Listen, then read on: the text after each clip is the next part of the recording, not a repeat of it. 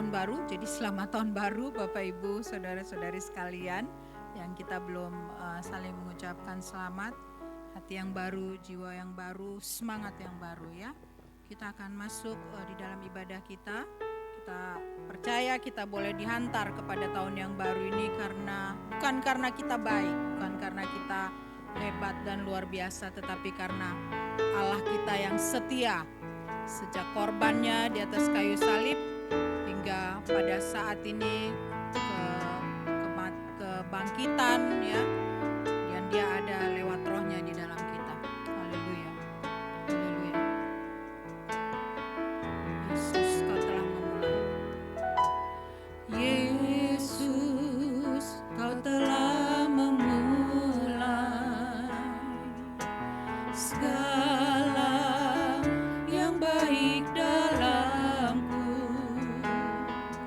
Engkau menjadikanku serupa gambaranmu dan berharga di matamu. Yesus, Yesus, kau telah memulai karya yang mulia dalamku. Kau berikan hidupmu sebagai ganti dosaku, karena kasih-Mu padaku. Sekarang ku memuji-Mu, Allah yang setia, yang tak pernah meninggalkan perbuatan tangan-Mu.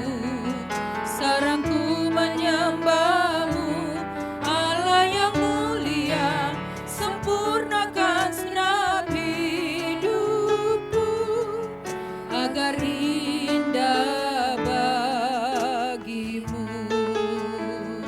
Kita bangkit berdiri. Haleluya. Yesus, kau telah memulai segala yang baik dalamku. Amin.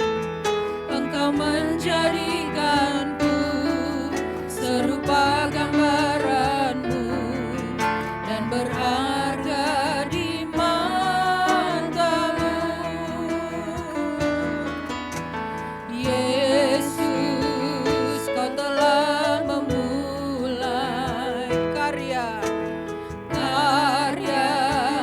yang mulia dalamku. Kau berikan hidupmu sebagai ganti dosaku, karena kasih-Mu padaku. Sekarang ku memuji-Mu, Allah yang setia, yang tak pernah meninggalkan perbuatan tangan-Mu. Sekarang ku menyembah-Mu, Allah yang mulia, sempurnakan segenap hidupku agar indah bagi-Mu. Sekarang kami Tuhan, sekarang ku memuji-Mu, Allah yang setia, yang tak pernah meninggalkan perbuatan tangan-Mu.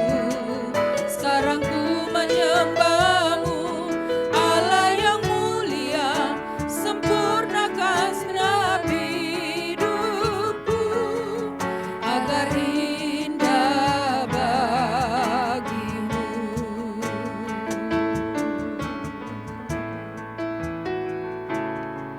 Sekarang ku memuji-Mu, Allah yang setia, yang tak pernah meninggalkan perbuatan tangan-Mu.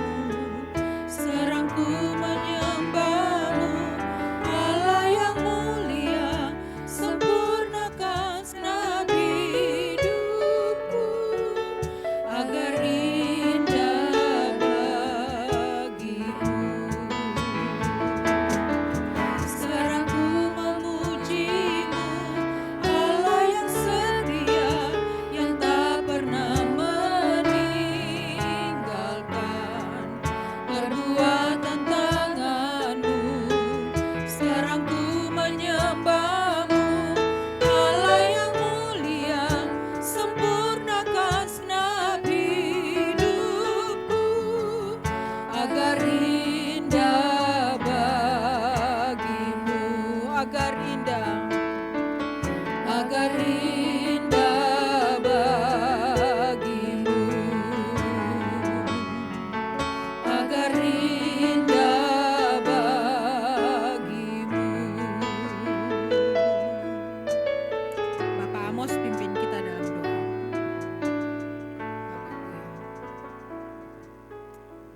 syukur Tuhan kami naikkan kepadamu, naikkan syukur dan terima kasih buat berkat Tuhan bagi kami, hingga kami boleh ada sebagaimana kami ada Tuhan sore hari ini, semua karena anugerah-Mu, kasih setia-Mu dalam kehidupan kami. Terima kasih Tuhan, terima kasih. Sebentar Tuhan, kami akan menaikkan puji dan sembah kami kepadamu. Terima kasih Tuhan, kumpulkan kami, undang kami sore hari ini untuk menaruh bakti kepadamu Tuhan.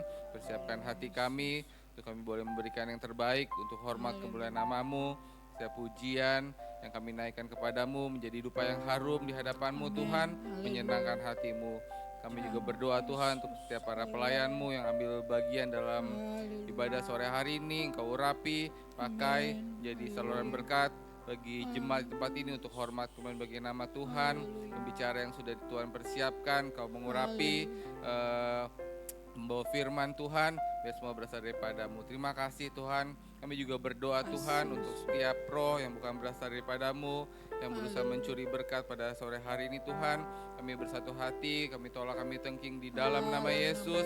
Biarlah saja yang menguasai hati pikiran kami, puji besarkan namamu. Terima kasih Tuhan, terima kasih.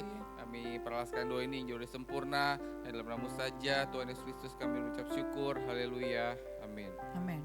Puji Tuhan, silakan duduk. Kita bersyukur bahwa kalau kita tiba pada tahun ini memang karena Tuhan menolong, mempunyai rencana untuk kita ada melangkah sampai pada saat ini ya.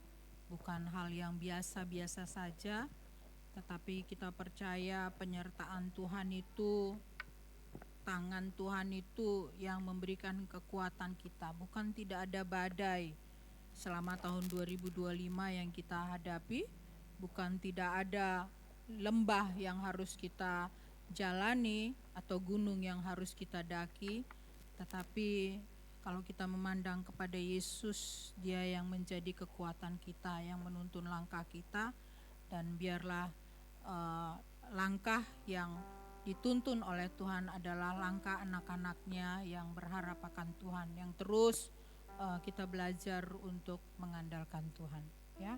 Kita naikkan itu pujian tiap langkah. Haleluya.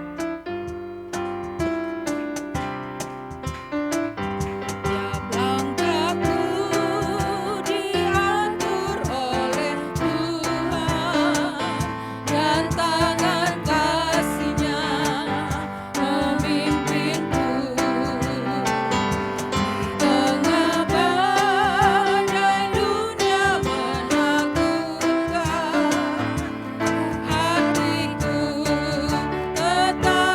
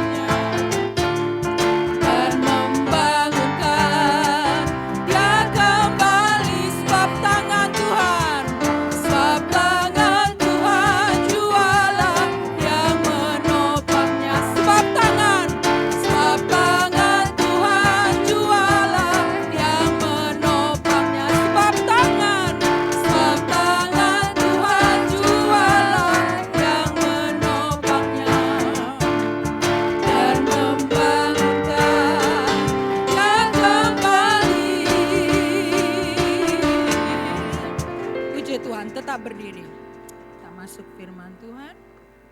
Haleluya. Bila Engkau tak besertaku,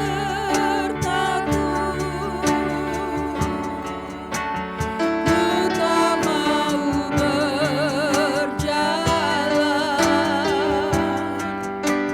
Ku perlu Tuhan, pimpin langkahku.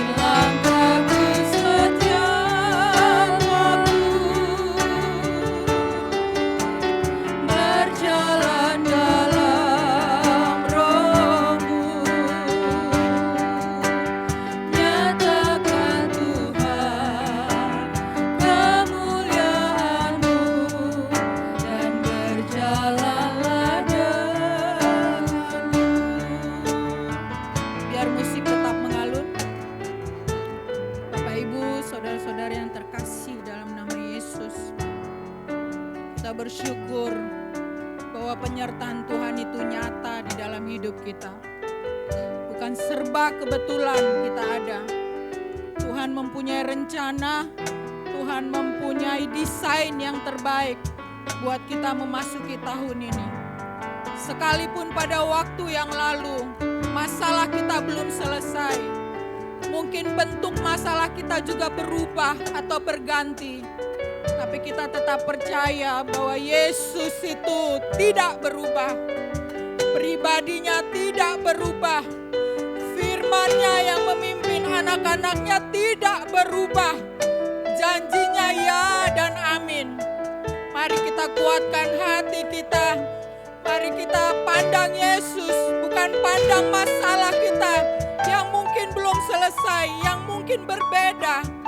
Tetapi kita pandang Yesus, kita pandang firman-Nya yang tidak pernah berubah, pribadinya yang tetap teguh, setia menyertai kita. Haleluya, haleluya. Bila Engkau tak beserta kami Tuhan, apa jadinya kami ini? Haleluya. Bila Engkau tak besertaku,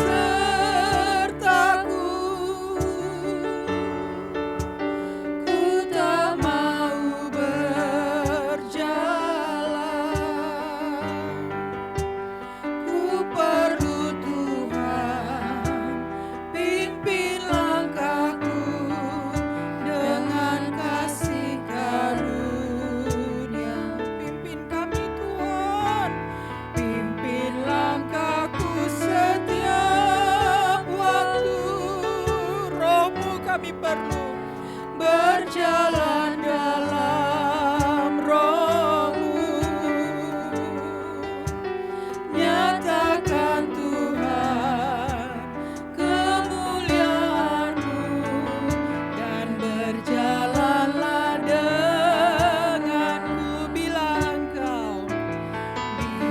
Engkau tak besertaku,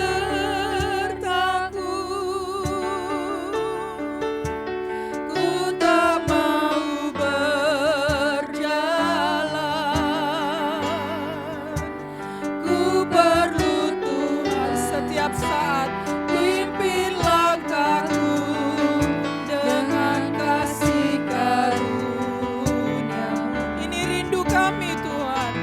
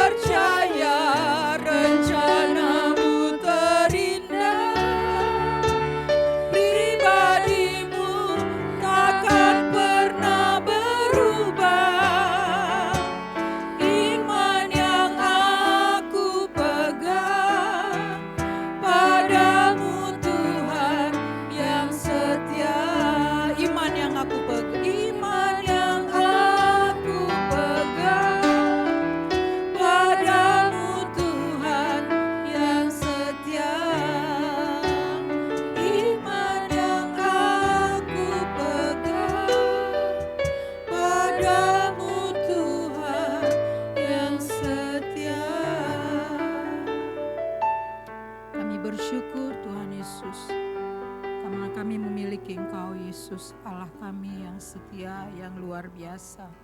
Terima kasih Tuhan, kami siap mendengarkan firman-Mu, kami percaya tanah hati kami Tuhan sudah dilembutkan, digemburkan Tuhan, untuk kami boleh memandang Engkau Yesus sebagai juru selamat kami, sebagai penolong yang tidak pernah tinggalkan kami, yang terus menerus Tuhan membekali kami dengan kebenaran firman-Mu dan memberikan kekuatan bagi setiap langkah kami dalam mengarungi hidup ini. Terima kasih Tuhan, terima kasih Yesus, urapi sepenuhnya hamba-Mu pemberitaan firman-Mu Tuhan, dan setiap kami di sini sungguh-sungguh menerima firman-Mu dengan segala kerendahan hati, siap untuk dibentuk dan dikuatkan lagi ya Tuhan Yesus. Terpuji-puji Engkau Allah kami, dalam nama Yesus kami sudah berdoa mengucap syukur. Haleluya, amin. Puji Tuhan, silakan duduk.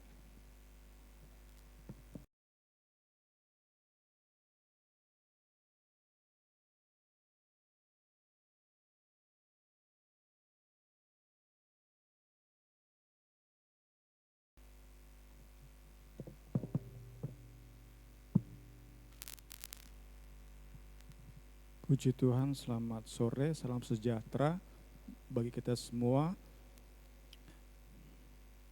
Berkat-berkat ilahi menjadi bagian kita semua, Bapak Ibu, saudara-saudari terkasih dalam Kristus. Puji Tuhan. Kita masih di Efesus pasal 5, kita masih tentang bagaimana kita jalani hidup dengan seksama, puji Tuhan. Pertimbangan yang saksama, kita sering menyebutnya seksama, padahal kata yang bakunya adalah saksama. Seperti kita sering sebut sekedar, padahal kata yang baku adalah sekadar. Nah, nanti Pak Guru bisa lanjutkan tuh ya Pak Guru ya. Kata-kata yang baku yang ternyata salah kita sebutkan. Kita sering sebut dengan seksama, padahal saksama. Pertimbangan yang saksama. Efesus 5 ayat 15 sampai 17. Perhatikan dengan seksama, saksama. Bagaimana kamu hidup? Jangan seperti orang bebal, tetapi orang arif. Pergunakan waktu yang ada. Hari-hari ini jahat. Sore hari ini kita bahas ayat 17. Sebab itu jangan kamu bodoh, tetapi usahakanlah kamu mengerti kehendak Tuhan. Ayo Koko, mundur terus Koko. Dekat lagi nyampe Koko. Ya maju lagi Koko.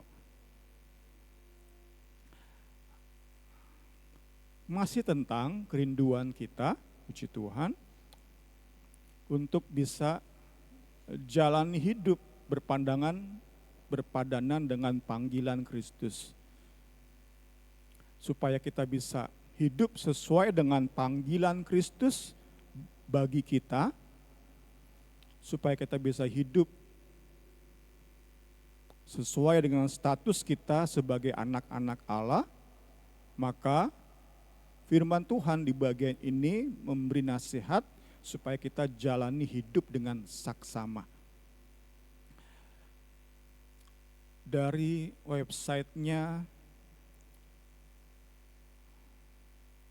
The Gospel Coalition, seorang gembala atau pemimpin pelayanan wanita di Amerika Serikat yang sudah melayani 15 tahun, kita mau gunakan tulisannya untuk memulai pendahuluan kita di sore hari ini. Next, dari tahun ke tahun terjadi peningkatan jumlah wanita Kristen yang berjuang lawan kesehatan atau penyakit mental. Saat terjadi peningkatan jumlah mereka yang merasa terganggu, mudah terganggu emosi, jiwa, pikirannya, saat jumlah naik, terjadi juga penurunan orang-orang yang minta pertolongan gereja. Next, jadi mereka rutin ibadah, bahkan mungkin melayani di gereja, namun saat mereka merasakan gangguan ekstrim dalam emosi, pikiran mereka, mereka hanya, penekanannya adalah hanya mencari pertolongan medis. Jadi seperti kita alami sakit fisik, kita langsung ke dokter. Sakit mah, langsung ke dokter. Itu gambarannya. Sedangkan tentu kita tahu bersama penyakit-penyakit ringan, pusing, batuk, ya memang kita langsung minum obat atau ke dokter. Tetapi saat kita hadapi penyakit berat, kanker, perlu operasi, penyakit-penyakit berat, jantung, dan lain-lain yang penyakit berat, tentu kita akan minta dukungan doa dari gembala, pimpinan gereja, sesama pelayan. Dalam banyak kasus yang menurut pengamatan seorang gembala wanita di Amerika Serikat ini, wanita yang menderita gangguan ekstrim jiwanya, emosinya, hanya ke psikiater atau psikolog, enggak minta pertolongan dari gereja. Mengapa bisa terjadi? Next, salah satu penyebab adalah tidak arifnya gereja sikapi isu kesehatan mental. Berpikiran sempit, banyak pimpinan gereja enggak melihat isu ini secara menyeluruh. Menggampangkan apa yang rumit. Enggan atau malas mendalami dan turut merasakan, bersimpati, berempati terhadap pergumulan jiwa emosi jemaat. Pimpinan gereja menawarkan, memberikan solusi-solusi yang ada ala kadarnya. Penyakit mental banyak kali hanya dikaitkan dengan kerohanian. Para pimpinan gereja kurang atau tidak memperhatikan faktor-faktor lain termasuk kelainan secara jasmani. Contohnya sering khawatir berlebih. Nggak wajar, nggak seperti pada umumnya. Seharusnya kan selain kita ajak berdoa, ajak percaya pada firman, harus kita cari tahu, dalami kenapa jemaat ini khawatir berlebih, nggak seperti orang lain. Mungkin memang ada kelainan di otaknya, ada kelainan di hormonnya, di zat kimia di otaknya. Kita belajar kemarin tentang dopamin.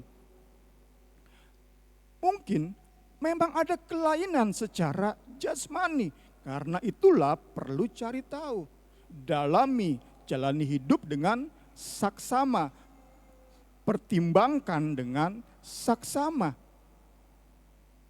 Tetapi karena pimpinan gereja, pelayan Tuhan, malas untuk belajar, ya udah, komentarnya adalah kamu sih kurang berdoa.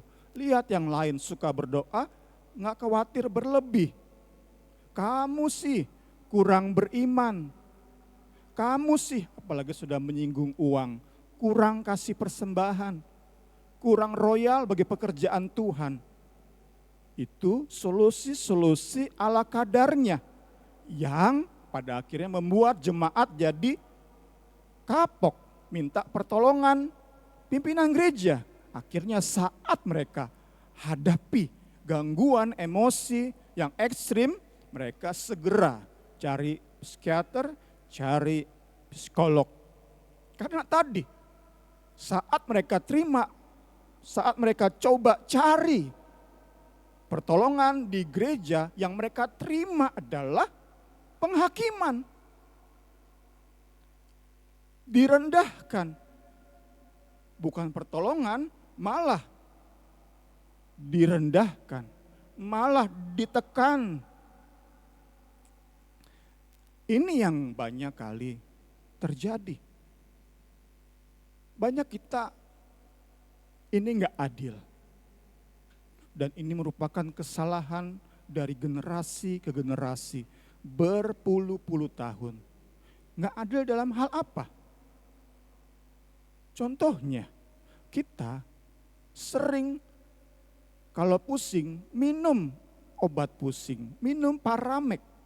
Tetapi saat sesama butuh obat depresi, kita rendahkan. Kita anggap dia kurang beriman. Padahal sama, kita pun pusing, minum obat pusing. Mah, minum obat mah. Nggak ada bedanya dengan orang yang depresi, butuh obat depresi. Obat stres, sama-sama ada gangguan di tubuh kita, di jasmani kita. Kalau obat mah tentu karena mah kita, lambung kita, gangguan. Orang yang depresi mungkin ada gangguan di otaknya. Gangguan pada zat kimia otaknya. Tapi sekali lagi banyak kali kita nggak adil. Kita sering minum obat mah, obat kolesterol, hipertensi. Kita biasa konsumsi obat-obat ini. Tetapi saat sesama konsumsi obat depresi kita pandang rendah. Kurang rohani dia. Dia nggak dewasa rohani. Sehingga saat khawatir perlu obat. Saya dong nggak perlu obat saat saya khawatir. Itu yang menyebabkan banyak orang ke gereja sih ke gereja. Tetapi saat mereka hadapi masalah, mereka hanya cari pertolongan secara medis di psikiater dan psikolog.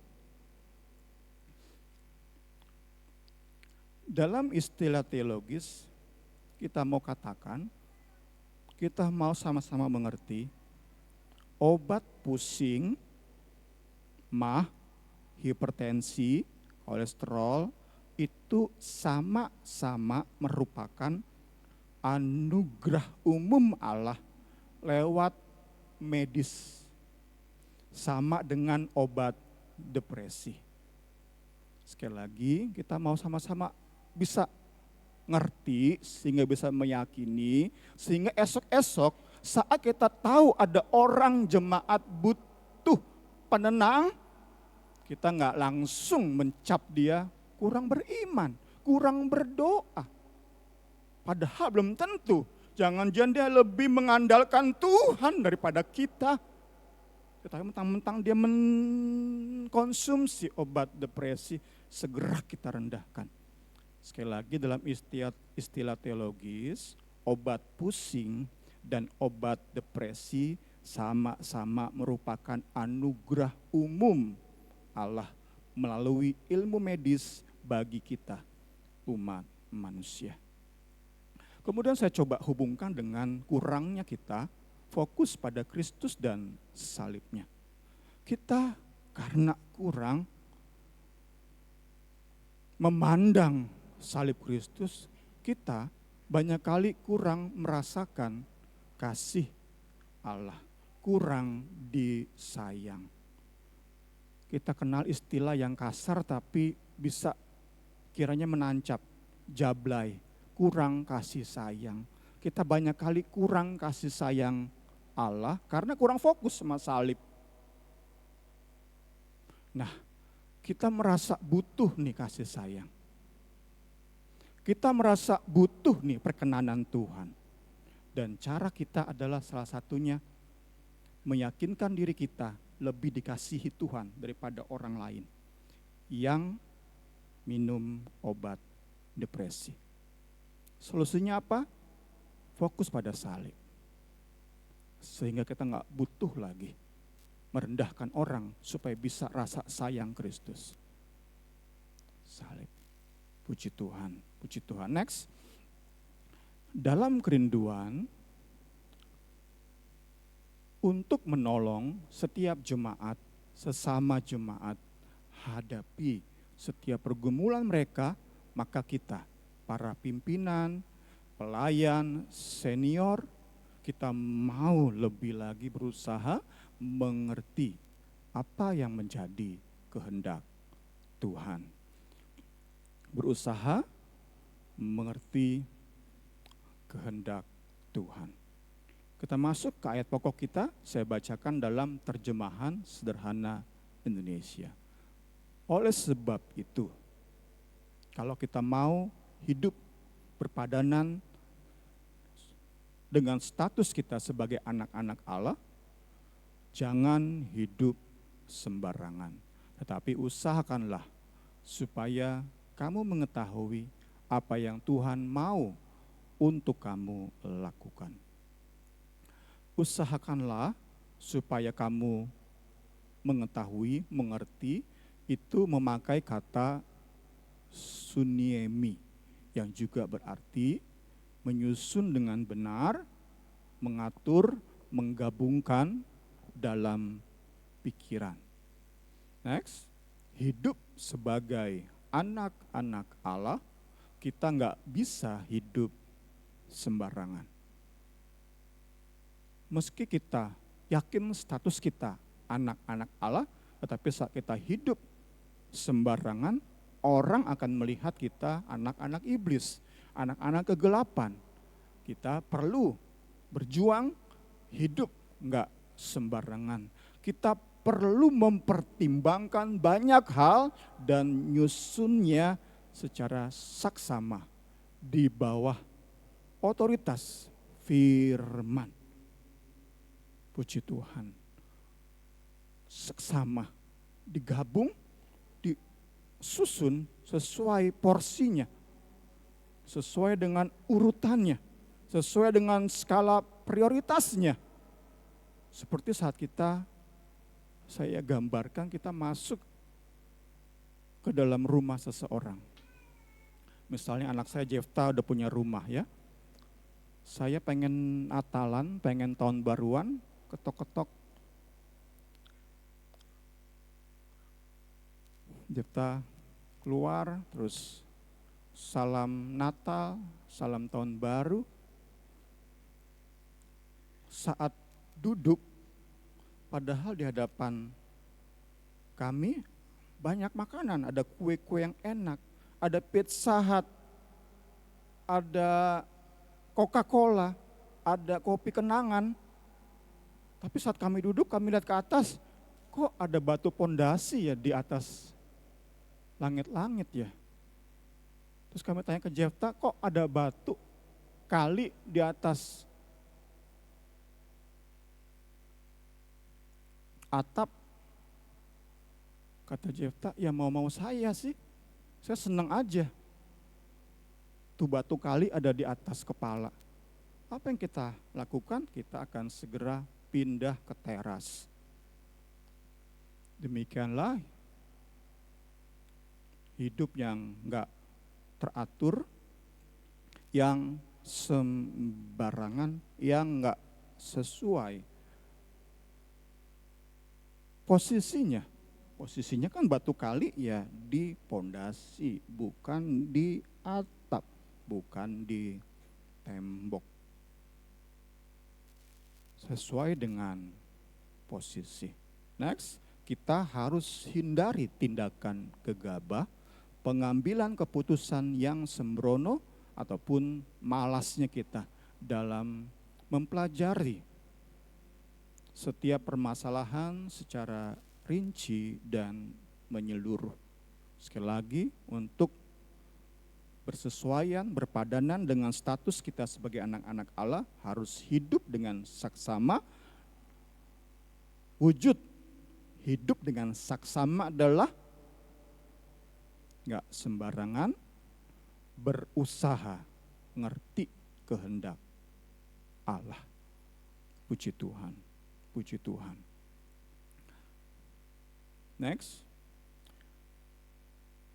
Contoh tadi, sikap kita terhadap isu kesehatan mental itu dapat mewakili sikap kita terhadap isu-isu lain.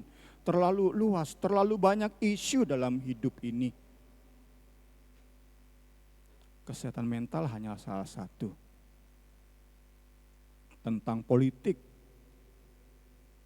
tentang hal-hal lain. terlalu banyak isu. Kita contohkan hanya satu untuk mewakili semangat kita belajar sehingga bisa kumpulin banyak bahan dan kita pertimbangkan dan tempatkan pada porsi-porsinya. Itulah mengerti kehendak Allah, itulah hidup yang mempermuliakan Allah, memberkati sesama. Kalau tadi hanya sekadar doa yang lebih banyak, baca firman lebih banyak, lebih lagi renungkan firman, sepertinya sih rohani, sepertinya udah tingkat dewa rohaninya, selalu berkata-kata rohani, tetapi itu menyebabkan banyak orang alergi minta bantuan gereja, takut dihakimi, takut direndahkan. Bagaimana cara hidup menyenangkan hati Kristus, memberkati sesama? Terus belajar, ambil begitu banyak hikmat, susun dalam terang firman. Itu yang berkati banyak orang, puji Tuhan. Itu akan membuat orang lari kepada Kristus dalam setiap masalah mereka. Kita rindu sama-sama, itu jadi bagian kita. Jadi pola kita berpikir, pola kita bersikap, pola kita jalani kekristenan kita. Puji Tuhan, puji Tuhan. Sekali lagi isu yang kecil ini, gak kecil-kecil banget ya. Apalagi zaman sekarang, zaman Gen Z, generasi Alpha, isu ini jadi termasuk isu yang ngetren, isu yang banyak kita perlu perhatikan. Puji Tuhan, puji Tuhan. Kita berusaha mengetahui kehendak Allah atas setiap isu kehidupan. Jadi saat kita berkata tadi, pimpin langkahku setiap waktu. Kita tahu, bukan hanya sekadar baca firman, berdoa. Oh ternyata banyak hikmat-hikmat di sekitar kita yang perlu kita perhatikan. Ada nasihat-nasihat yang perlu kita perhatikan, yang perlu kita dengar. Puji Tuhan. Next, inilah bentuk penyembahan pengabdian yang Kristus minta dari kita. Inilah bagaimana kita jalani hidup sehari-hari dan memperlakukan sesama. Bagaimana kita jalani, tadi saya share tentang bagaimana kita jalani hidup kita sehari-hari, ordinary life kita, hidup kita yang biasa ini, tetapi karena hikmat Tuhan itu jadi luar biasa. Dicontohkan oleh Alistair, Pastor Alistair, hidup mempermuliakan Tuhan itu bukan terutama saat kita di kamar kita teriak-teriak, berdoa-doa, berbahasa roh. Bukan itu yang utama. Hidup mempermuliakan Tuhan tuh jalani hidup sehari-hari, profesi kita dengan sebaik mungkin, punya etos kerja yang baik, jujur, dan bagaimana kita perlakukan sesama. Itu penyembahan, itu pengabdian kepada Kristus. Bukan gilanya kita saat melayani paling jago, bukan. Tetapi ordinary life kita, hidup sehari-hari kita jalannya secara extraordinary. Puji Tuhan, puji Tuhan. Inilah bentuk penyembahan pengabdian, yaitu bagaimana kita jalani hidup sehari-hari, bagaimana kita perlakukan sesama. Kita lanjut mempertimbangkan hikmat manusia. Kita mau lihat dua ayat yang kita akan satukan. Sikap hormat dan takut akan Tuhan adalah cara pertama dan utama. Jadi sekali lagi semua di bawah terang firman. Hormat takut akan Tuhan cara pertama dan utama untuk jadi bijak. Mengenal Maha Kudus jalan untuk memiliki pengertian. Kita sambung dengan Amsal 12 ayat 15. Orang bebal menganggap cara hidupnya sudah benar. Orang bijak selalu mau terima nasihat. Selalu cari hikmat, minta advice. Saya kutip dua bagian, pertama dari Bible Hub, kemudian dari kembali Gospel Coalition. Dari Bible Hub, adalah mungkin untuk memperhitungkan kekuatan dalam metode sekuler seperti pemikiran kritis dan riset yang teliti, pada saat yang sama kita tetap pegang teguh prinsip Alkitab. Ini ngajarin kita untuk enggak alergi terhadap tadi contohnya riset dunia medis. Bahkan sesungguhnya menggabungkan antara hormat dan takut akan Tuhan dengan penggunaan rasio itu dapat membantu kita dalam pencarian kebenaran yang utuh. Next nih ya. Ya, gabungan antara sikap hormat dan takut akan Tuhan dengan rasio itu dapat membantu kita mencari kebenaran yang utuh. Jadi kembali tadi kepada isu kesehatan mental. Kita bisa pertimbangkan kemungkinan jemaat itu orang yang cerita kepada kita, dia khawatir berlebih dan itu berulang-ulang, nggak normal, takutnya ekstrim, mungkin di jasmani dia, di otak dia kekurangan yang namanya zat serotonin. Zat serotonin. Jadi kondisi jasmani dia yang mempengaruhi mood dia. Emosi dia. Seperti sakit gigi, terus kesel kan? Caranya apa? Obati penyakit giginya kan? Demikian. Ada orang-orang yang kekurangan zat serotonin di otaknya. Kondisi tersebut mempengaruhi mood dia. Yang dapat membawa dia kepada depresi. Ada satu obat antidepresan. Obat tersebut meningkatkan kadar tadi serotonin di otak. Kita sama-sama mau belajar, tentu saya pribadi dibesarkan dalam lingkungan seperti tadi. Nganggap orang yang minum penenang, minum obat depresi, itu orang lemah iman. Saya pun dibesarkan dalam pemikiran, pemahaman, keyakinan semacam itu. Karena itu harus sama-sama berjuang memang. Berjuang tentu dalam keseimbangan, tetap firman yang menjadi andalan. Firman yang mengontrol semuanya.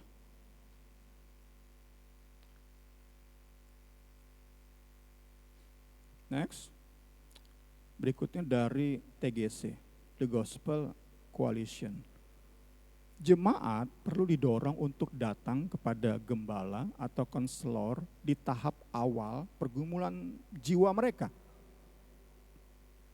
Tadi saat mereka khawatir berlebih, takut berlebih. Bahkan mungkin udah masuk tahap ke bipolar. Kadang-kadang seneng banget, kadang-kadang bisa sedihnya luar biasa. Didorong dalam pertemuan-pertemuan ibadah, terus didorong segera ketemu pelayan, ketemu pimpinan gereja, ketemu gembala, sehingga dapat dilayani dalam firman dan doa. Next. Tetapi di saat yang sama, gereja juga mempertimbangkan kebutuhan utuh tubuh, jiwa, jemaat. Termasuk di dalamnya adalah ajakan masuk kelompok kecil. Sehingga si jemaat dapat share, dapat cerita kepada sesama jemaat. Nggak dipendem sendiri. Apa yang jadi pergumulannya, apa yang menjadi keraguan, apa yang membuat dia pusing, bingung, apa yang membuat dia khawatir dan takut dapat di-share. Itu termasuk dalam mempertimbangkan dengan saksama apa yang sesama butuhkan, apa yang saudara seiman butuhkan. Kemudian bisa kasih bantuan finansial kepada mereka yang memang membutuhkan. Kita sudah belajar kemarin, orang yang memang sudah rajin tetapi ada memang berkatnya kurang. Kita bantu mereka, tetapi orang malas nggak usah dibantu. Jangan justru memanjakan orang malas. Tetapi kita belajar kemarin memang ada orang-orang yang serajin mungkin hidupnya pas-pasan.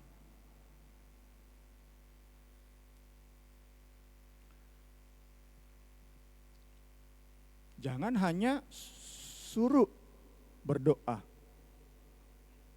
Kami, para pelayan berdoa, berkati anak ini, berkati jemaat ini.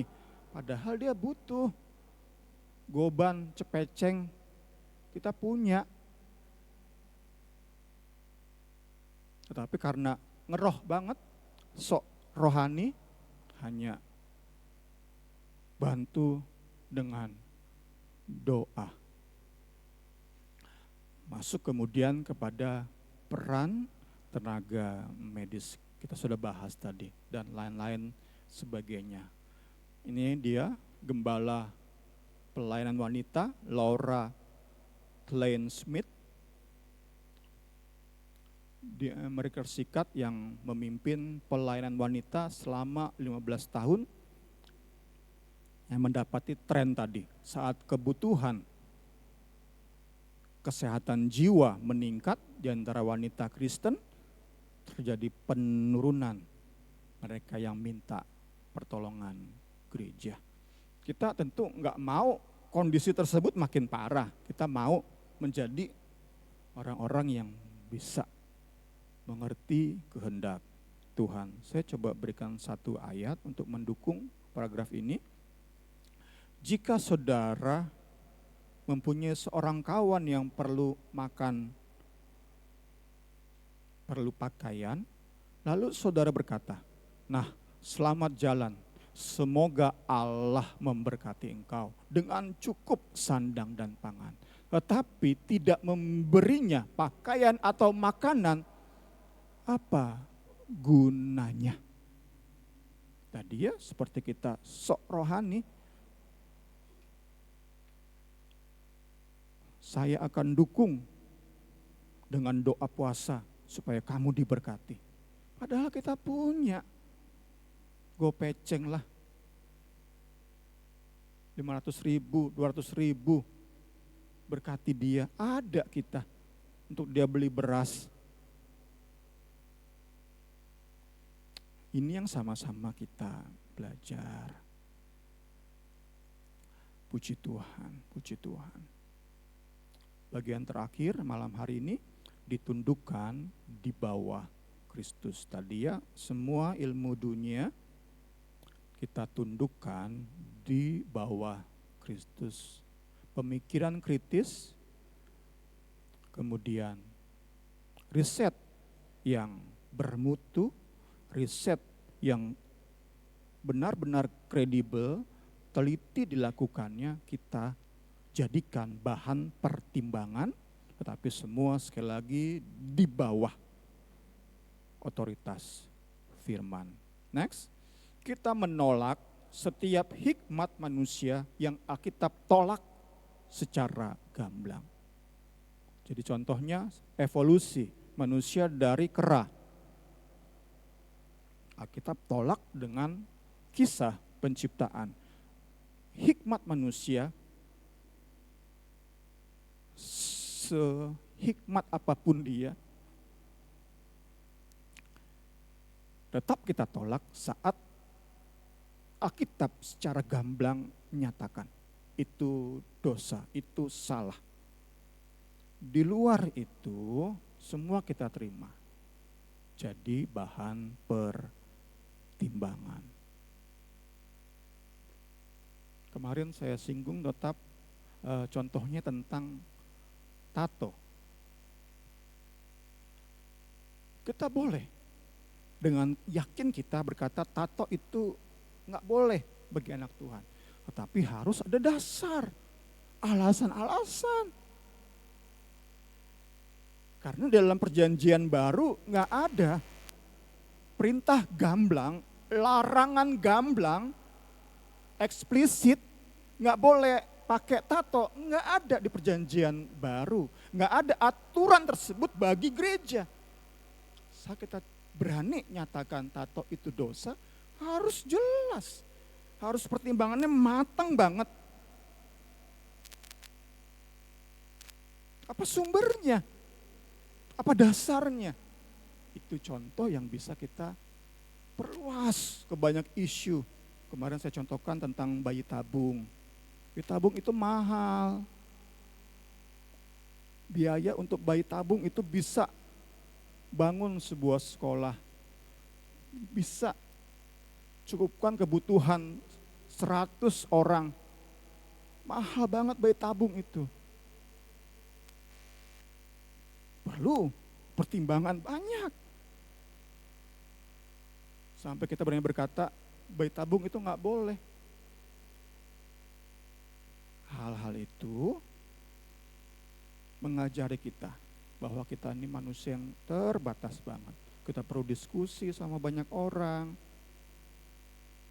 Kita terima ilmu manapun.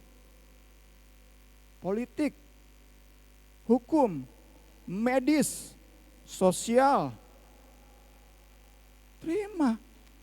Asal tadi yang tidak secara gamblang Alkitab tolak. Kalau LGBT ya jelas dong. Perjanjian baru menyatakan itu sebagai dosa. Semua di luar itu kita terima jadi bahan pertimbangan. Kita perlu terus belajar kebenaran firman Tuhan sehingga kita tahu mana yang memang secara gamblang ditolak Alkitab, mana yang enggak. Mana secara gamblang enggak boleh bagi gereja, mana yang enggak. Allah Roh Kudus tolong kita semua, kita bisa belajar dan belajar pertimbangan-pertimbangan, tundukkan di bawah Kristus, itulah yang dikatakan hidup tidak sembarangan dan berusaha cari tahu kehendak Tuhan. Puji Tuhan. Kolose 2 ayat 8, hati-hatilah supaya jangan ada yang menawan kamu dengan filsafatnya yang kosong dan palsu, menurut ajaran turun-temurun dan roh-roh dunia, tetapi tidak menurut Kristus. Hikmat manusia, hikmat dunia, hikmat ilmu-ilmu yang ada di sekitar kita, jangan sampai memperbudak kita, menawan kita. Kita harus jadikan alat, sarana, kita harus manfaatkan, kita harus perbudak ilmu-ilmu, hikmat-hikmat yang ada. Sekali lagi, kita akan dapati semakin canggih dunia ini akan semakin kita banyak temui filsafat-filsafat, ilmu-ilmu, pemikiran-pemikiran, hasil-hasil riset, hasil-hasil penelitian kita akan terus dapati semakin canggih dunia ini. semakin modern dunia ini, akan semakin banyak. Saat itu nggak ditolak secara gamblang oleh Alkitab, seperti komputer, kan sempat. Orang Kristen takut pegang komputer, karena ada pendeta ngajarin komputer itu alatnya antikris, jangan pakai komputer. Nggak, jadi bingung. Kita akan terus dapati hikmat-hikmat di dunia ini, ilmu-ilmu di dunia ini, tetapi kita tundukkan, jangan kita justru ditundukkan, tetapi kita menundukkan hikmat, filsafat, ilmu tersebut di bawah hukum Kristus, di bawah firman Kristus. Apalagi tentu gampang kalau kita dapati filsafat kosong. Kita bisa segera halau dari pertimbangan kita. Kemarin ngobrol sama Tante Since, sama Mas Jimmy, Mbak Eka, sama Kogun juga. Kita dulu dibilang kalau duduk di pintu saat maghrib, itu kenapa? Kita akan, apa tuh ya, apa mah? Pamali ya. Atau kemarin saat ngobrol, kalau kita ketimpahan, kejatuhan cicak, itu sial. Itu kan filsafat kosong tuh ya. Atau setelah maghrib cicak berbunyi, itu kita nggak boleh keluar rumah.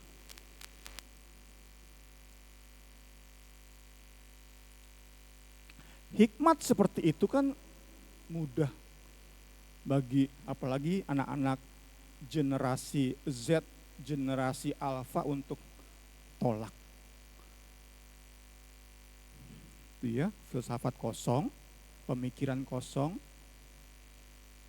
hasil turun-temurun, pemikiran-pemikiran sugesti, itu kita tolak, dan semua tadi yang secara gamblang Alkitab katakan dosa, kita tolak. Selain itu, mari kita jadikan pertimbangan, bahan pertimbangan, dan tundukkan di bawah hukum Kristus. Terakhir, kita memanfaatkan filsafat bermutu manusia untuk kepentingan Kristus dan salibnya. Maka hidup dan pelayanan kita pun membawa sesama semakin fokus pada Kristus dan salibnya. Bukan usaha-usaha kita. Tetapi bagaimana Allah sudah menjadi manusia dan mati bagi kita. Bagaimana Ia membuktikan kasih-Nya yang besar bagi kita. Itu patokan kita. Itu fokus hidup kita. Bukan usaha-usaha kita.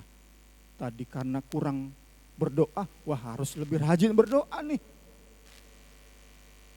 Itu baik, saat itu merupakan respons kita terhadap kasih Allah. Tetapi saat kita pakai doa untuk memiutangi Allah, Allah harusnya lebih berkati saya dong. Saya lebih rajin berdoa daripada orang itu. Allah seharusnya lebih memberkati saya karena saya lebih rajin melayani daripada orang itu. Itu kan transaksional. Fokus kita perlu ubah, mindset kita perlu ubah pada salib. Kita rajin berdoa karena Allah begitu mengasihi kita. Kita rajin melayani karena Ia sudah lebih dahulu melayani kita. Ia memberikan segala-galanya, bahkan nyawanya. Kiranya apa yang kita belajar di sore malam hari ini memberkati kita semua, memampukan kita lebih lagi menyenangkan hati Kristus, memberkati banyak orang. Puji Tuhan. Kita akan responi kebenaran firman Tuhan. Saya undang pemain musik, juga singer. Kita nyanyikan lagu tadi lagi. Bila Engkau tak besertaku.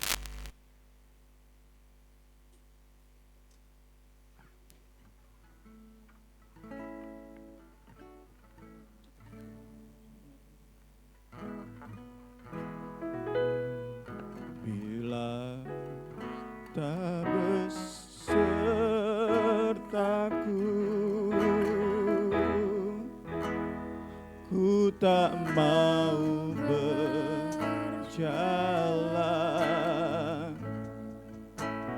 Ku perlu, sama-sama kita berdiri, puji Tuhan. Pimpin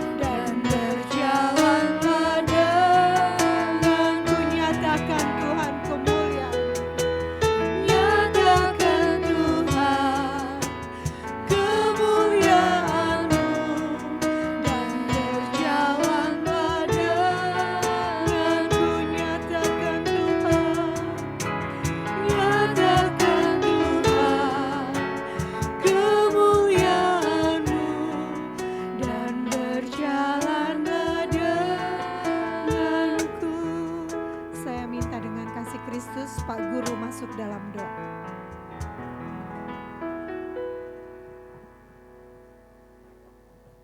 Haleluya, terima kasih Tuhan untuk firman-Mu yang mana kembali mengingatkan kami bahwa apapun yang kami hadapi, yang kami jalani, yang kami pegang dalam kehidupan ini, sesungguh-sungguhnya harus kami kembalikan kepada Kristus, kepada kemuliaan Kristus dan salibnya.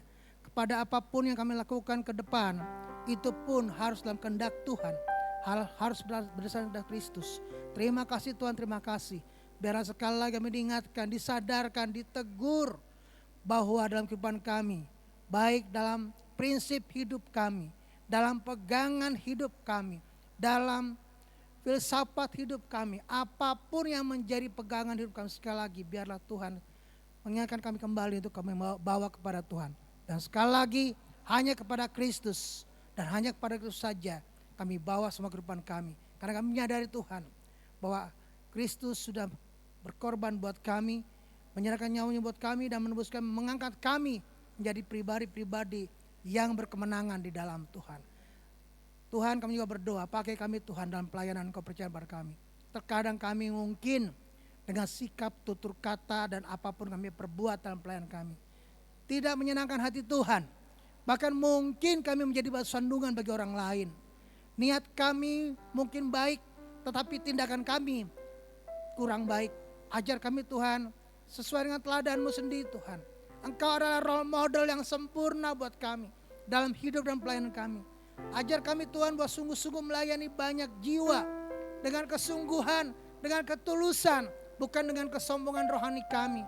Ajar kami sekali lagi menundukkan diri kami Tuhan, supaya sekali lagi kami boleh menjadi alat Tuhan, menjadi saluran berkat, menjadi surat Kristus yang terbuka di dalam pelayanan kami, dalam hidup kami, dalam keluarga kami, dimanapun kami dipercayakan oleh Engkau Tuhan.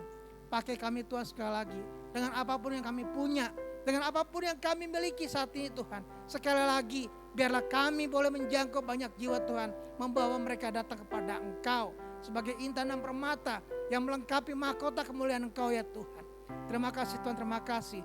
Bersyukur buat hamba-Mu, kami berdoa Tuhan, buat hamba-Mu ini, keluarga besarnya Engkau berkati, untuk pelayanan-pelayanan ke depan Bapa, untuk persoalan doa Injil. Kau pakai persoalan kami yang kecil ini dengan visi Tuhan yang besar. Di dalam tahun-tahun yang kami hadapi, hari-hari kami hadapi penuh pergumulan, di tengah-tengah dunia ini makin menuju kehancuran. Kami sadar Tuhan, biar lewat persekutuan ini Tuhan, kami dipakai untuk menjaga dunia di sekeliling kami. Terima kasih Tuhan, sebentar kami akan memberikan persembahan kami Tuhan. Yang terpenting bukan hanya persembahan dalam bentuk uang, harta ataupun apapun. Yang terpenting adalah hidup kami. Biarlah Engkau sadarkan kami kembali bahwa Engkau sudah memberi yang terbaik buat kami. Biarlah kami mengembalikan juga yang terbaik buat kemuliaan nama Tuhan. Terima kasih Tuhan, terima kasih Tuhan Yesus. Kami berdoa bersyukur dalam nama Tuhan Yesus. Kami sudah berdoa bersyukur. Haleluya. Amin. Terima kasih Pak Guru, silakan duduk.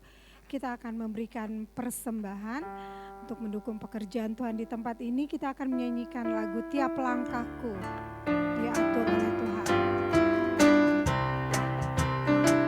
Tiap langkahku diatur oleh Tuhan, dan tangan kasih-Nya memimpinku.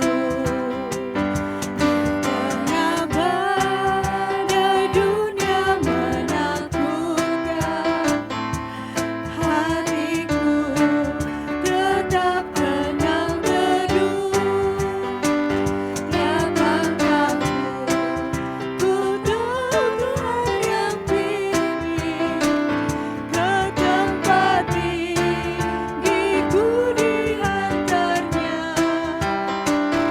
hingga sekali nanti aku tiba di rumah Bapa surga yang bakal.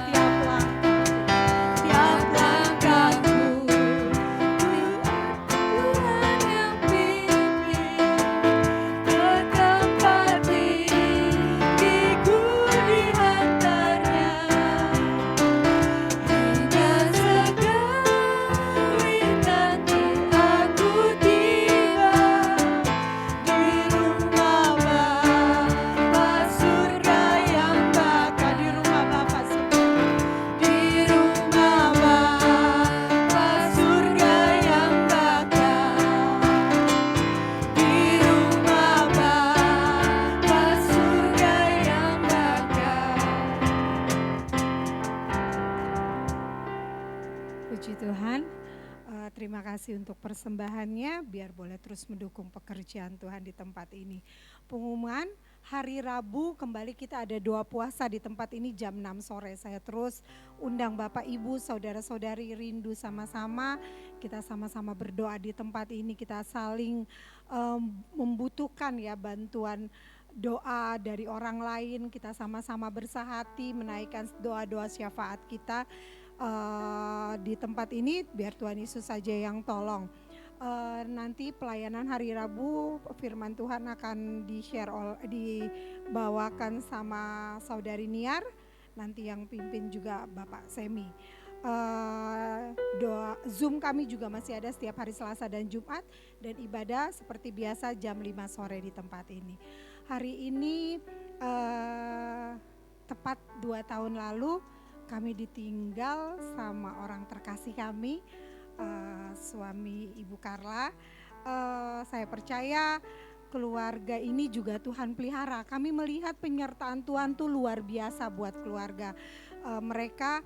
Walaupun orang tercinta mereka, orang terkasih mereka, Tuhan panggil, tapi pemeliharaan Tuhan tuh luar biasa. Mungkin dari Kak Carla dan anak-anak mau menyanyi. Oh tidak ya, karena udah percaya banget, udah yakin banget penyertaan Tuhan itu luar biasa. Kita lihat semua ya, penyertaan Tuhan dari hari ke hari, dari minggu ke minggu sampai masuki 2 tahun, kita bisa lihat Kak Karla dan anak-anak tetap kuat di dalam Tuhan. Puji Tuhan, kita akan tutup ibadah kita saat malam hari ini. Saya undang bangkit berdiri. Nanti saya minta Ibu Pendeta Yeni Saitapi yang akan tutup di dalam doa. Kita akan menyanyikan lagu refnya, walaupun gunung itu tak berpindah.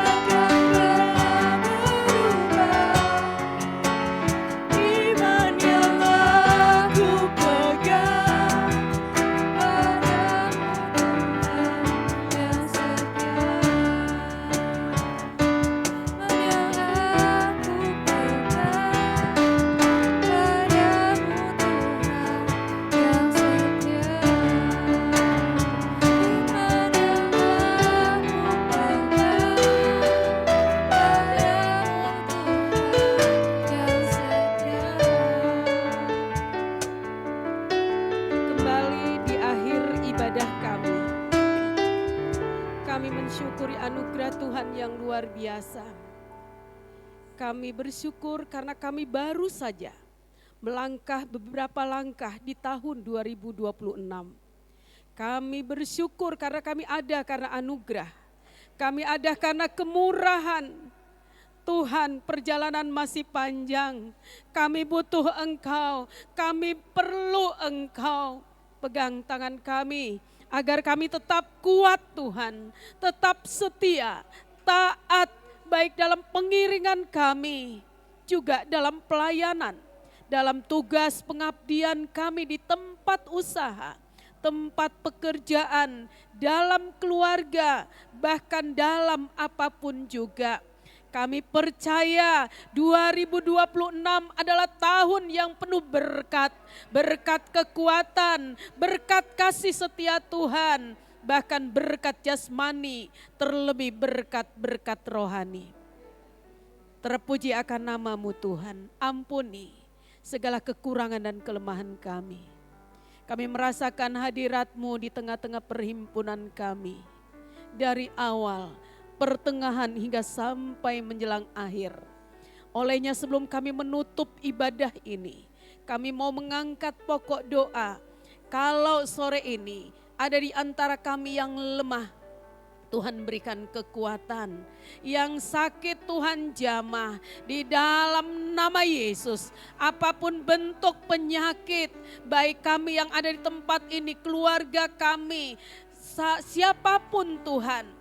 Dari tempat ini kami sepakat di dalam nama Yesus. Mujizat, kekuatan, kesembuhan Engkau nyatakan Tuhan. Kami juga berdoa ada di antara kami, bahkan keluarga kami yang sudah menjauh dari Tuhan. Mari Engkau balut kembali, Engkau rangkul kembali Tuhan. 2026, apapun masalah yang belum terselesaikan, pergumulan yang belum terjawab di 26, 25, kami percaya kekuatan baru mengalir di tahun 2026 ini. Dan Engkau menjadi jawaban atas semuanya. Terima kasih, berkati usaha, pekerjaan, mata pencarian, pendidikan, pergumulan. Umat-umat Tuhan baik yang ada sore ini, siapapun kami, sebagai bapak ibu, sebagai pemuda-pemudi, sebagai anak, sebagai oma opa, Tuhan Engkau berkati kami yang sudah memberikan waktu kami hadir di tempat ini. Terpuji akan nama-Mu Tuhan. Kami berdoa untuk bangsa negara kami, situasi bangsa negara kami yang hari-hari ini banyak menghadapi masalah, musibah, gempa bumi, tanah longsor, banjir bandang. Tuhan, mari Engkau berikan kekuatan mulai dari pemerintah pusat sampai pemerintah daerah, RT RW, di pemerintahan terkecil, aparat keamanan, aparat hukum. Tuhan, Engkau berkati dengan kekuatan Tuhan sehingga mampu membawa bangsa negara ini menuju bangsa adil, makmur, dan sentosa, di mana kami umat-umat Tuhan bebas memuliakan Tuhan dimanapun Tuhan tempatkan anak-anak-Mu berada. Terima kasih Tuhan, terpuji akan nama-Mu, sebagaimana penyertaan-Mu sempurna atas kami ketika kami datang di tempat ini. Saatnya kami akan kembali ke rumah kami masing-masing, bahkan sebentar dalam acara Ramatama. Saling bertukar pikiran, sharing, bahkan bercerita, saling menguatkan. Tuhan juga menolong. Terpuji akan nama-Mu Tuhan. Mari kita arahkan hati kita dan terimalah berkat. Anugerah dan rahmat dari Allah Bapa, kasih sayang dari Tuhan Yesus Kristus, persekutuan oleh kuasa Roh Kudus menyertai saudara-saudara sekalian saat ini bahkan sampai selama-lamanya. Di dalam nama Tuhan Yesus Kristus kami sudah berdoa dan mengucap syukur. Haleluya. Amin.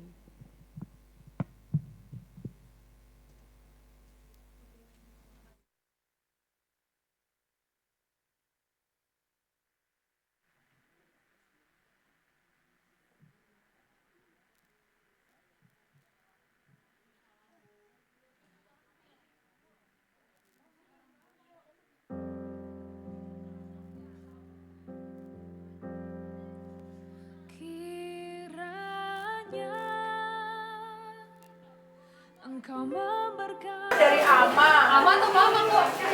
Mama. Oh, dari mama.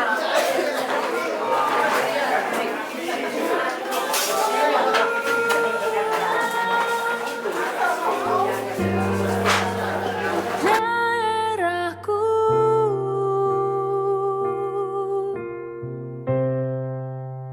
dan kiranya tangan-Mu menyertai aku dan melindungi aku daripada malapetaka, sehingga kesakitan tidak menimpa aku.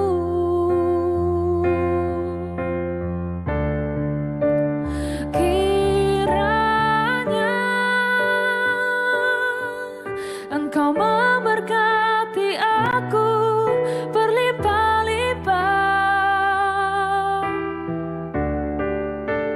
dan memperluas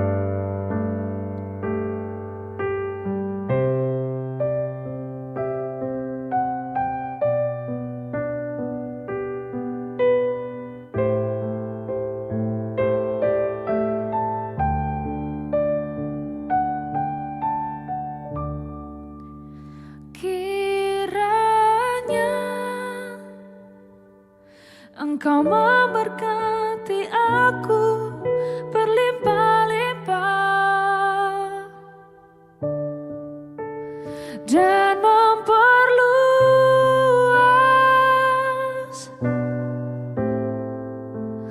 daerahku,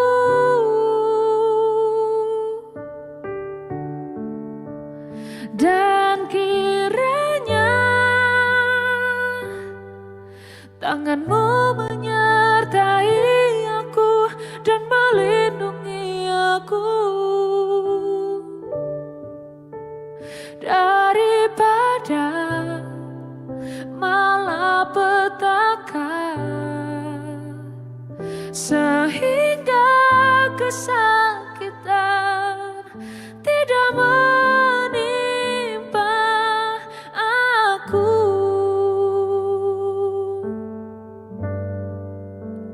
Daripada malapetaka,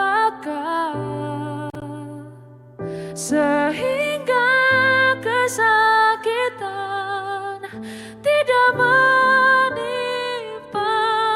aku.